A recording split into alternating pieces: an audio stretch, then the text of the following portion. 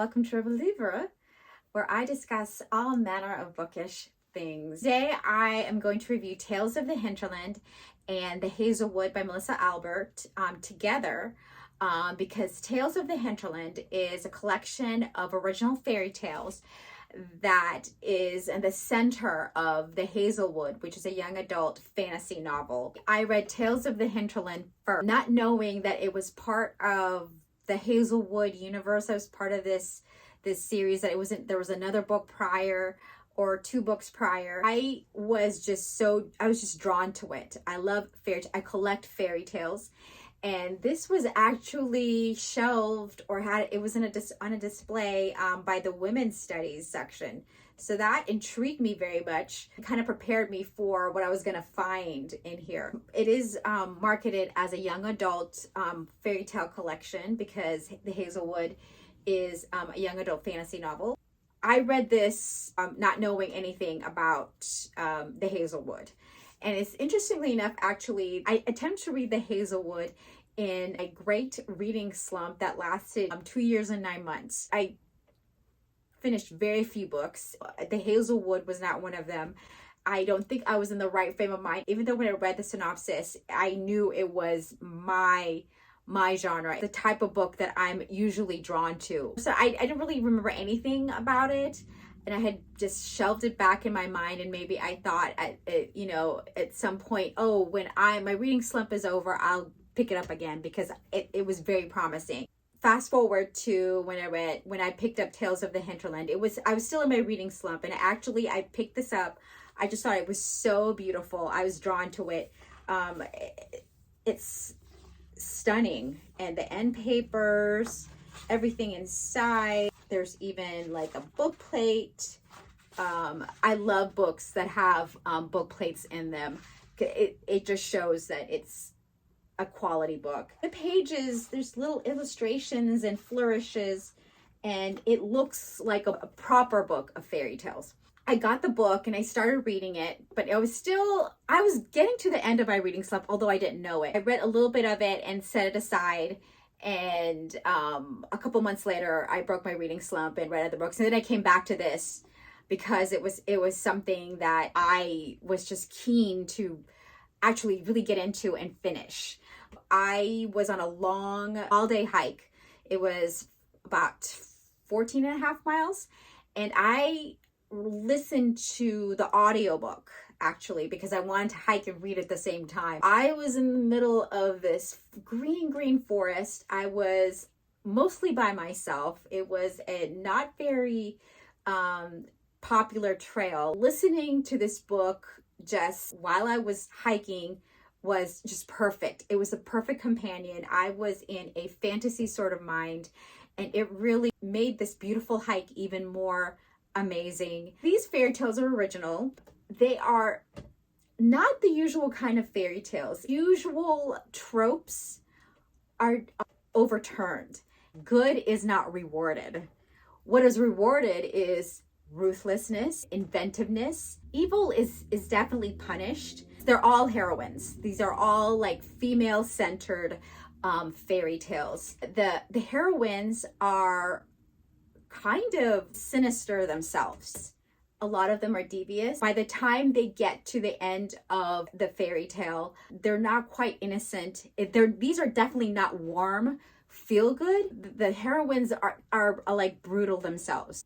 These are not the Cinderella, Snow White types who wait around for someone to rescue them.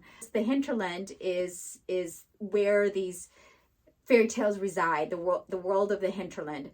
Kill or be killed. If they are to survive, they're going to have to do some cold, ruthless things. I was actually really into it. I liked that these were different. None of them turned out the way I thought. None of them went the way I thought they would. Kind of mesmerizing. The writing is excellent. The world building is complex. I really liked the Skinned Maiden. The Skin Maiden, Skinned. That's exactly what you think it was.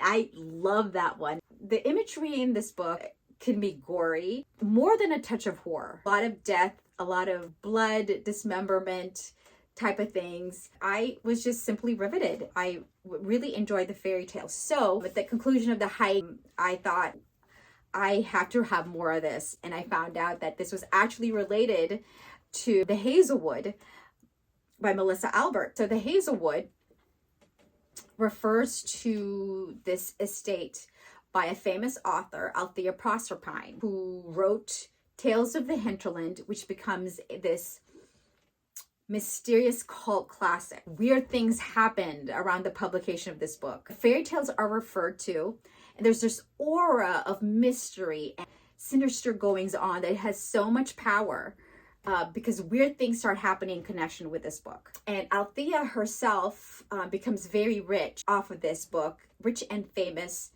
and she becomes this recluse. Years and years later, her daughter and her granddaughter, who has never met her, are just living on the run. They are on the run for reasons that Alice, that's the granddaughter, doesn't really know. She doesn't know why they move from place to place and why she's never met her famous grandmother who wrote these famous fairy tales. All she knows is that there are people who are trying to get to her grandmother through her, and so she is put in danger. I read most of it as an audiobook and then the last part as a physical book. Because I read Tales from the Hinterland before the Hazelwood, I know all the fairy tales that the Hazelwood is referring to. In the Hazelwood, Tales of the Hinterland, it becomes this larger than life seminal work of fantasy and collection, that it's not just an entertaining book, but it's tapping into something that's really dark, something that's magical, shrouded in mystery, where Tales from the Hinterland is this mysterious piece of work, this mysterious piece of literature that is so powerful that it's tapped into something that's actually might be a gateway to another world, and whoever reads it, something bad happens to them.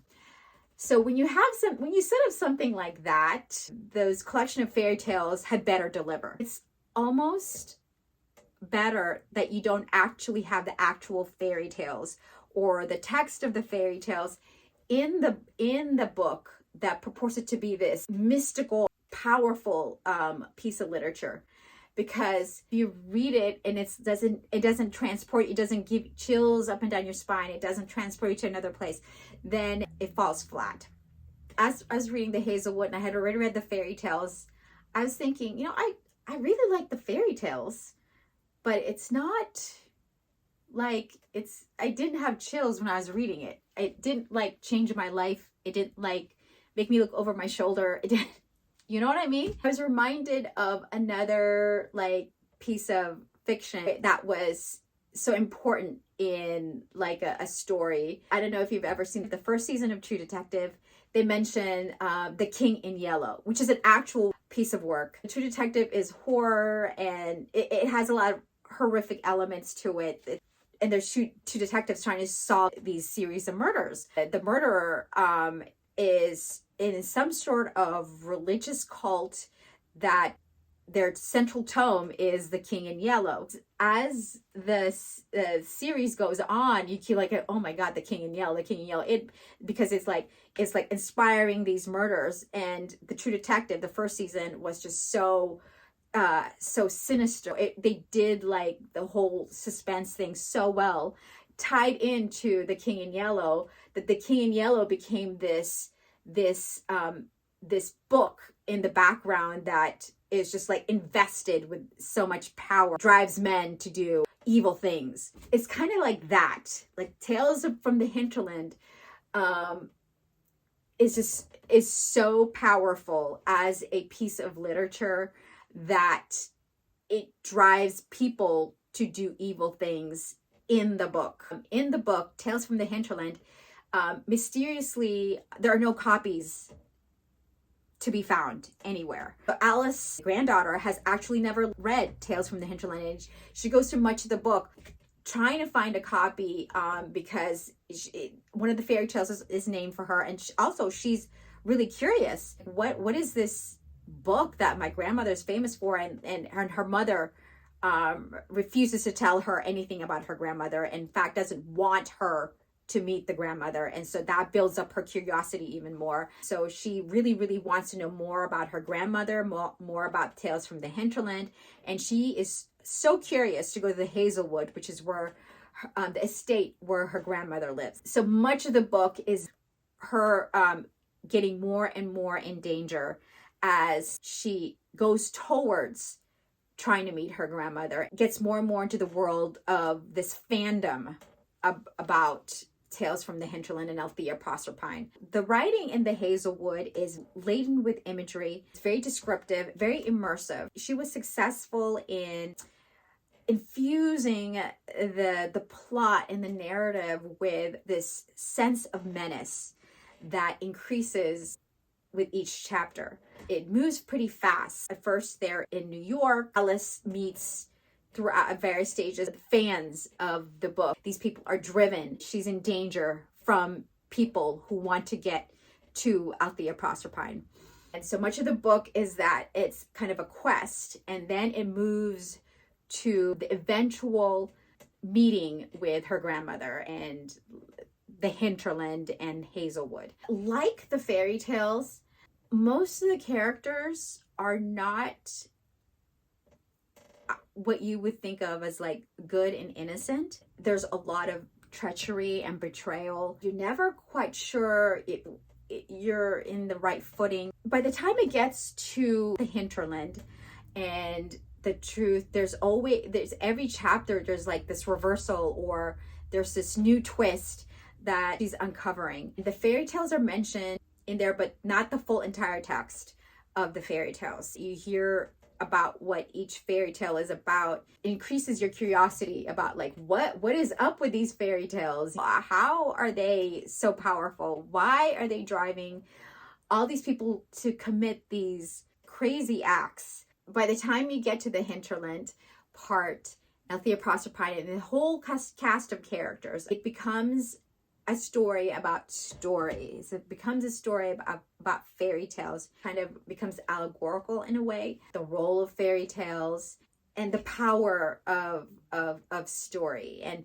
fiction. Once it got to the Hinterland, it got a bit confusing because the rules of that world, it was confusing to me. I know it's because I read Tales from the Hinterland first. I did enjoy the fairy tales more than the Hazelwood itself. I did enjoy it enough to start reading The Night Country, which I haven't. I kind of set that aside for a little bit because I was just kind of exhausted with that world. Just twists and turns, and one thing after another. I believe the Hazelwood strengths are when characters from the Hinterland enter the ordinary world. That's when it really picked up for me. That's when I really got invested in this story. And then when she goes into the Hinterland, that's when it's like one right after the other. All sorts of fantastical things start happening.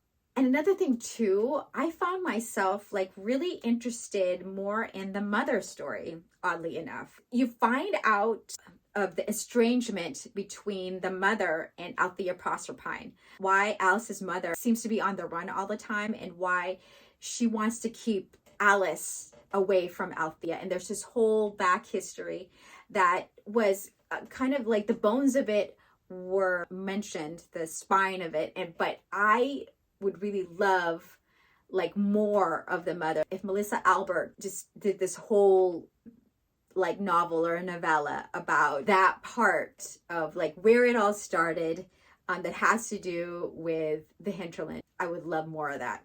The fairy tales definitely are worth a read. The fairy tales are just strange, and the world of the Hinterland is one I would like to visit again. The fairy tales have been compared to Angela Carter. I would say it's in that same vein. And if you like Angela Carter, The Bloody Chamber, you will definitely like Tales from the Hinterland.